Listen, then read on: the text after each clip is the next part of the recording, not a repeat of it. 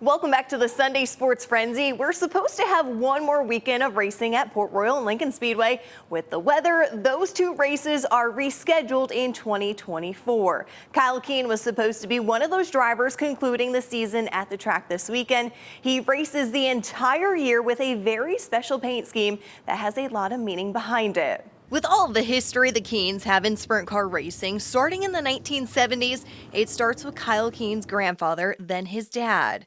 The paint scheme Kyle ran during the 2023 racing season was a tribute to his late grandfather after he passed away in May of the 2012 racing season. It was so sudden for us, and we weren't expecting it at all.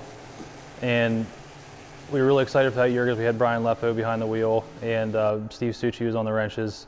And I just think it was really looking to make for a good season. They had a win pretty early in the year, and it just kind of fell apart there with my grandpa passing, and we weren't able to keep the team going. So, my thought process behind the whole scheme for this year was just that car didn't really get to make it through past May.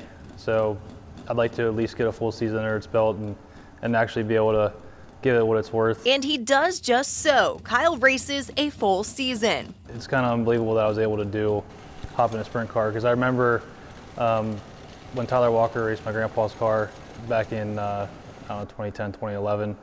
I kind of looked at him one day when we were sitting at Port Royal waiting for him to go out for time trials, and I was like, I would never hop in one of these things. Like, these guys are nuts. Fast forward nearly 10 years later, Kyle Keene puts a seat in a 305 sprint car. The older I get, the more I went to the races, the more I had a drive to want to hop behind the wheel. Although he was surrounded by racing, how he got involved was quite different. He started iRacing, and that's what drove him to try out the Pennsylvania Red Clay. Keene Motorsports has had a few notable drivers jump behind the wheel, with Pat Cannon, Darren Pittman, Tyler Walker, Todd Schaefer, and Brian Lepo. Winning the Kings Royal with Walker was a huge highlight for the number 17. It brings back some heavy emotions and couldn't be complete without his grandfather's picture in the number. Kyle has plans to keep and race the same paint scheme in 2024. Now some breaking news, the small track behind Baps Motor Speedway will soon to be home to micro racing. The Susquehanna Quarter Midget Racing Association is currently on the search for a new track.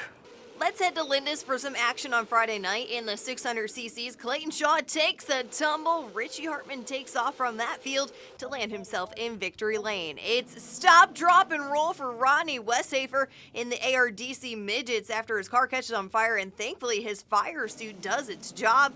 Briggs Danner wins the feature to the 270s, something you never want while leading. Corey Myers gets a flat tire. Billy Loegman takes the checkered.